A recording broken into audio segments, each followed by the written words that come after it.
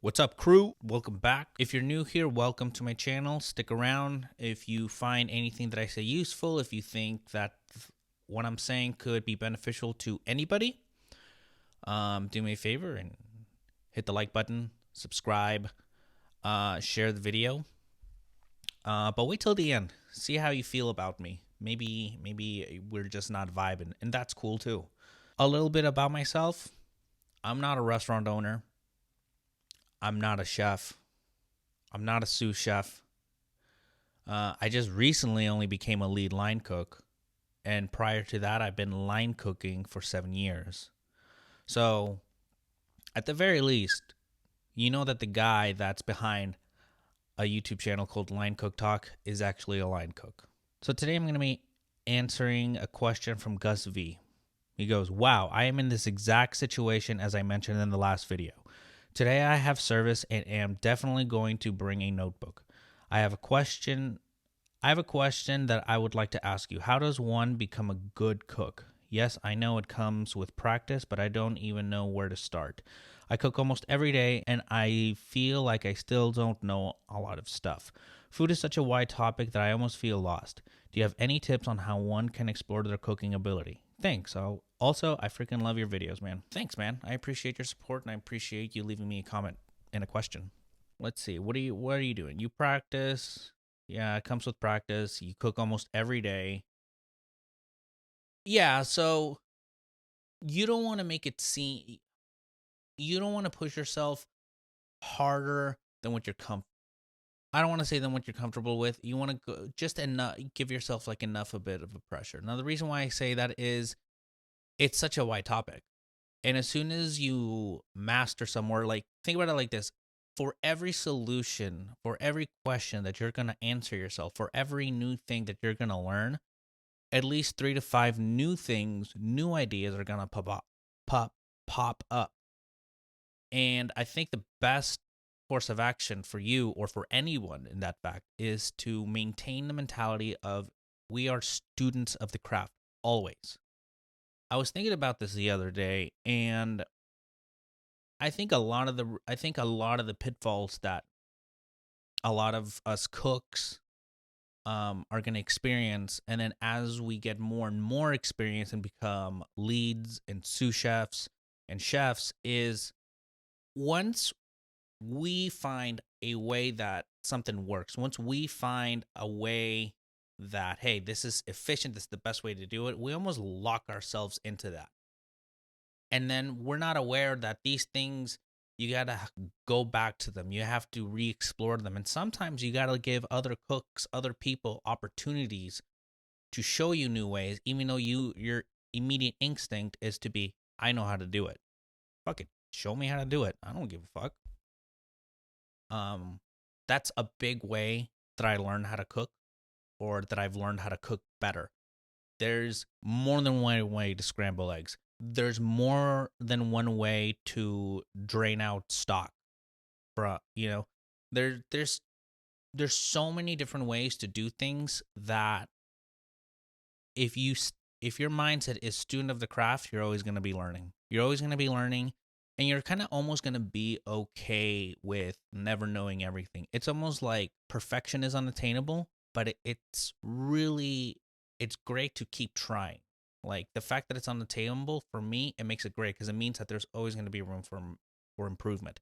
If I maintain the mentality of I'm always learning, I'm always going to be learning. So the step one is listen. Listen and look at what everyone does, whether it's someone that you get along with or it's someone that you don't get along with, whether it's a cook, a chef, a dishwasher, a busser.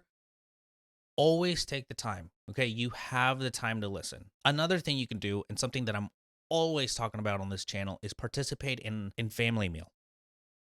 Any chance you get, do family meal. Any chance you can to make food for a staff member, front of house, back of house, do it.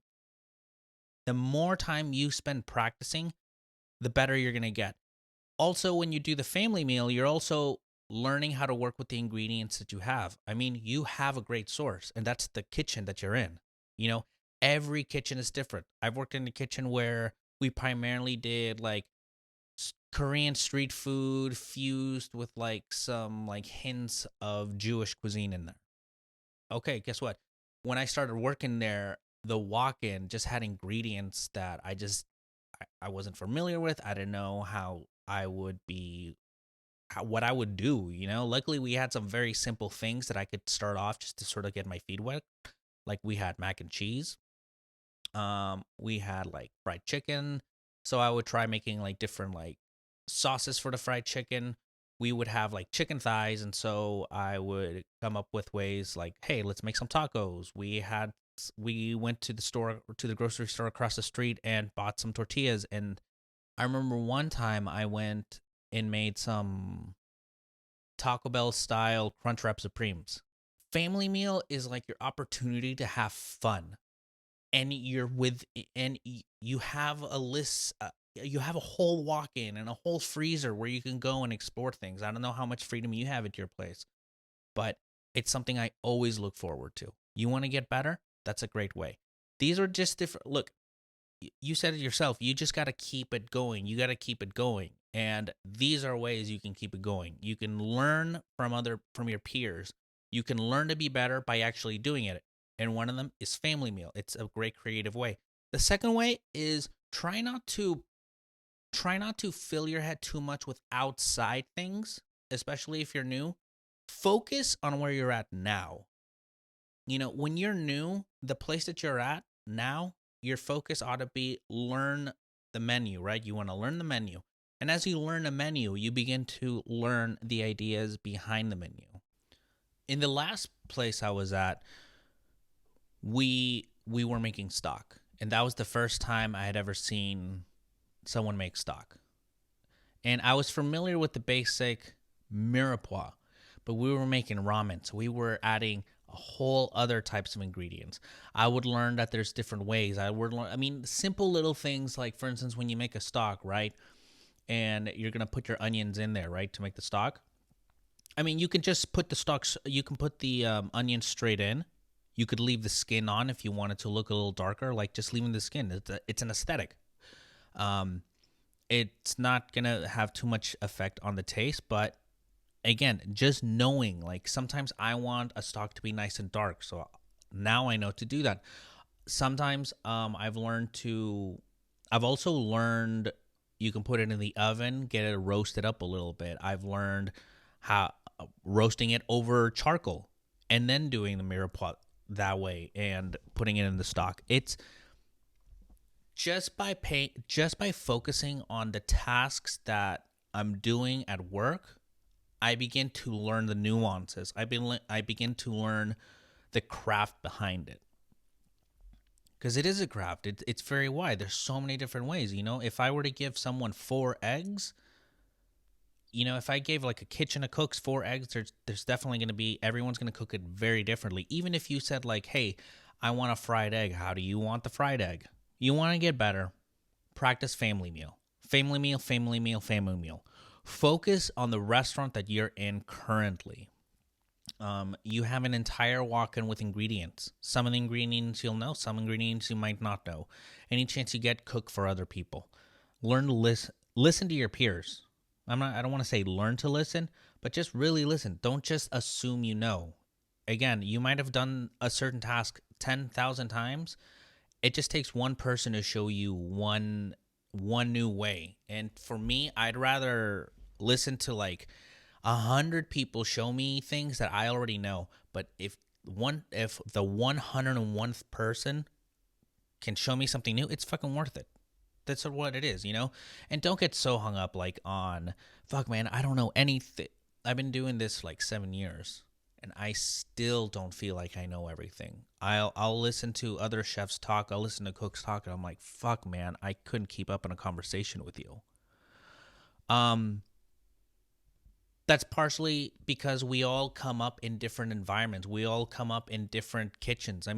You're certainly, like, for instance, if I was working at a vegan place, I know for a fact I'd be learning like things that I never thought possible.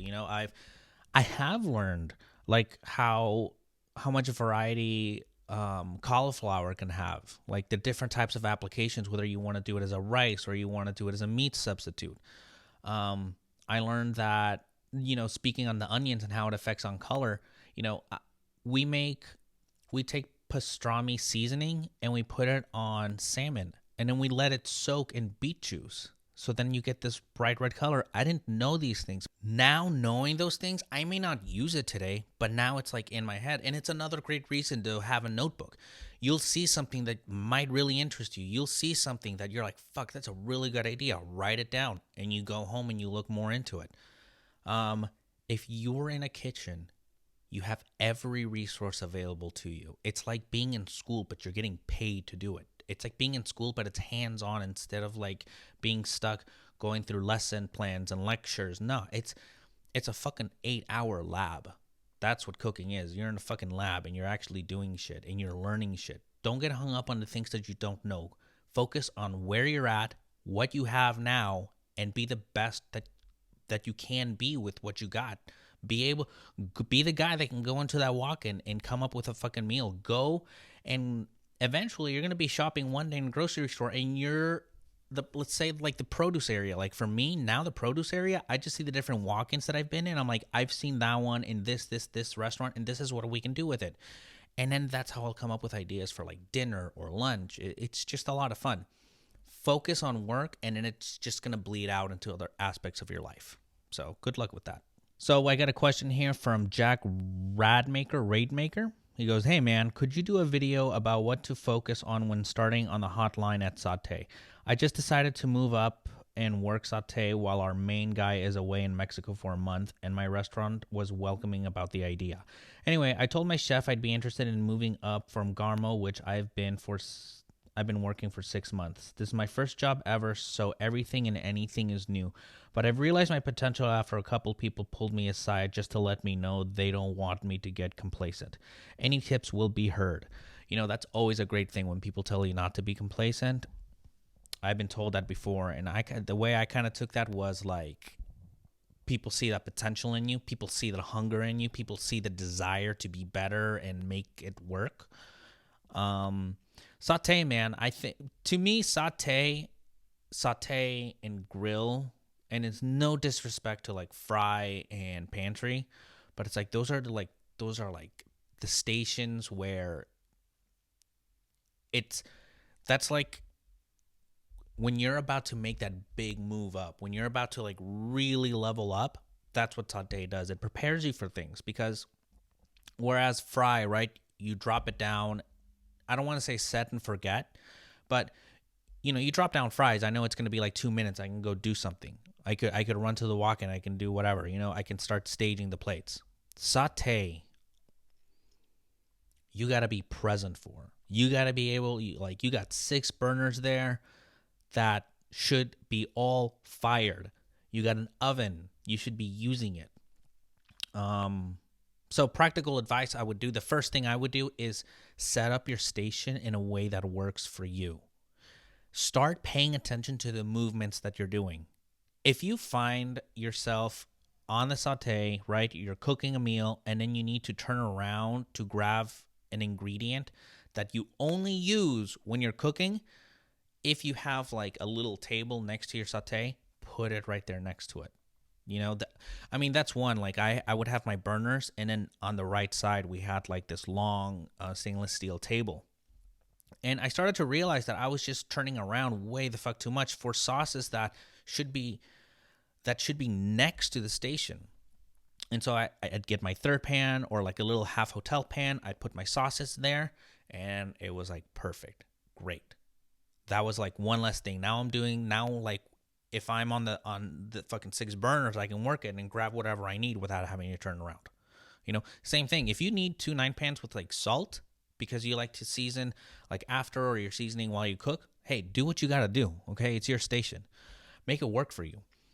I'd line up my bottles in front of me. I'd make sure I have backups. That's another one. You want to make sure you have backups handy. Learn which backups are good to have in the walk-in versus what backups you want to have on the line, if you have space for it. Sometimes you can't.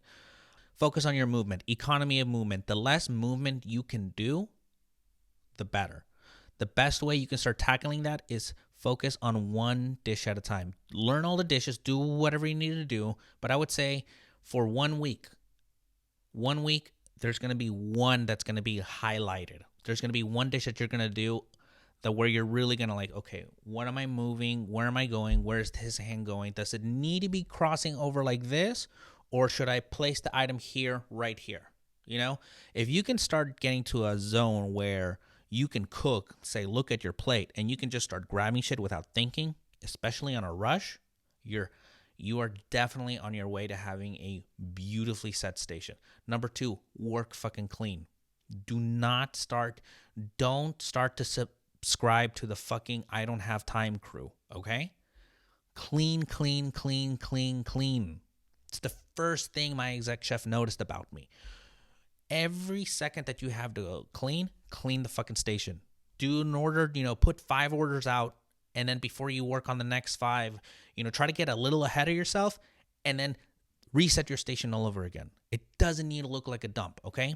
Being busy, getting slammed, working fast, none of those things have anything to do with working sloppy. None of those things have anything to do with being frantic, okay? You want to do things, it's like when you start something, right? You want to start doing it slowly because you want to learn the movements. You want to know, if you're cutting something, it's in the wrist, it's not on the, it's on the fucking elbows, right? You learn how to do it. You get a feel for it, right? And that's what you're doing. You're learning your station. You're getting a feel for it. And as it gets better, you're just naturally going to pick up speed a little bit and a little bit and a little bit. And before you know it, you're just fucking going fast. So if you're trying to go fast on the get-go just because I got to go fucking fast, not the best way to go. Work fucking clean. Please work clean. You have time to clean up. You have time to wipe your towel. I have 2 dry towels that I use specifically for grabbing things. I have 1 wet towel that I use for wiping things, and then I have 1 dry towel for picking up the big debris. So you'll usually do the dry one, and then I'll wipe it down with the wet one. Again, you're not going for a fucking deep clean if you're in the middle of service, but keep it clean.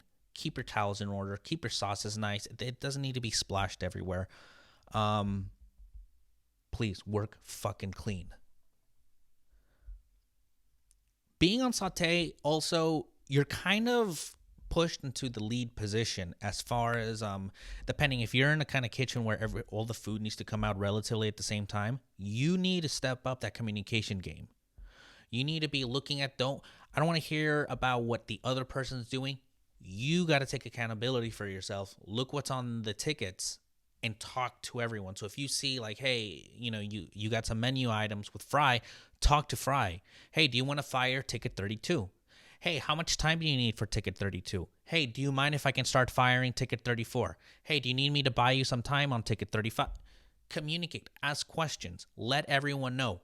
I don't care if the chef doesn't need to know or if Fry doesn't need to know, but if I'm working next to you guys, I'm letting you know what's going on, so there's no fucking mystery. And if you're in a situation where you have an expo and you're not really looking at the tickets, like the last place I was at, we never looked at the tickets once. It was expo, so it was all memorization.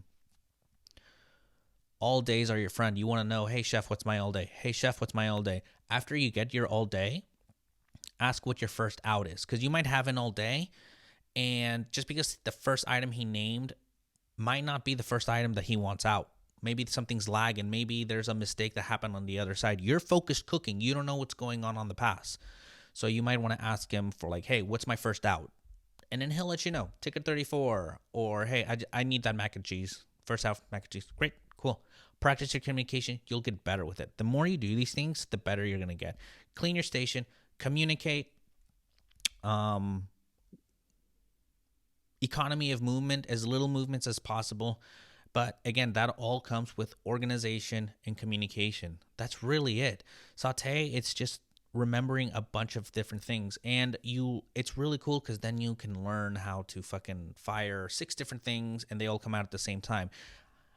One way you can get that going is understand that the burners, don't be the saute guy that thinks that it's 0 to 10, 0 to 10. I hate that. Like, yeah, when you're fucking blasting, you're going, yeah, it's cool. I get it. You turn your burners up to fucking max. I get it.